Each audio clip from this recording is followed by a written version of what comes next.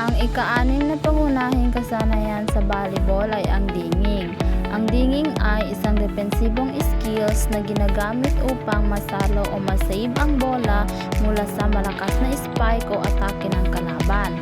Layunin nitong mapanatili ang bola sa laro at mabigyan ng pagkakataon na makapunan, makabawi at makapag-atake muli.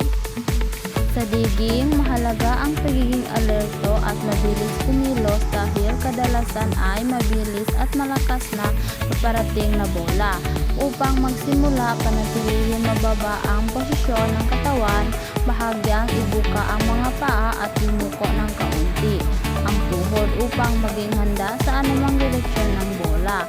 Ang mababang posisyon ay tumutulong upang mas mabilis makakilos at makaresponde.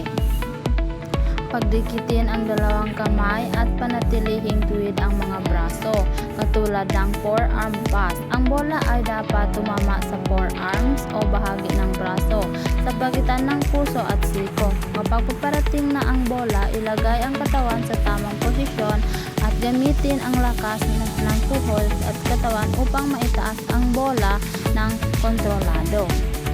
Mahalaga, manatiling kalmado at huwag matakot sa bola kahit malakas ang spike ng kalaban.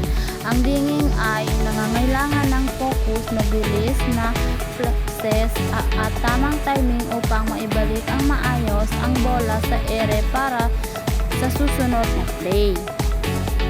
Bukod sa tamang techniques, kailangan din maganda koordinasyon ang mata, kamay at katawan.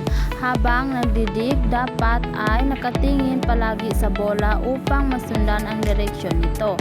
Sa tamang pagsasanay, mapapabuti ang iyong depensa at kakayahan sumalo ng mahirap na bola.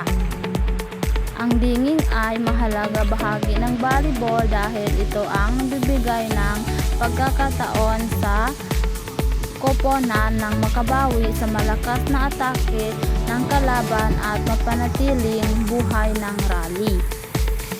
Tips: panatilihing mababa ang katawan, maging alerto at handa sa mabilis na galaw, ituon ang mata sa bola, gamitin ang forearms sa pagsalo, huwag matakot sa malakas na spike, gamitin ang tuhod at katawan para makontrol ang bola.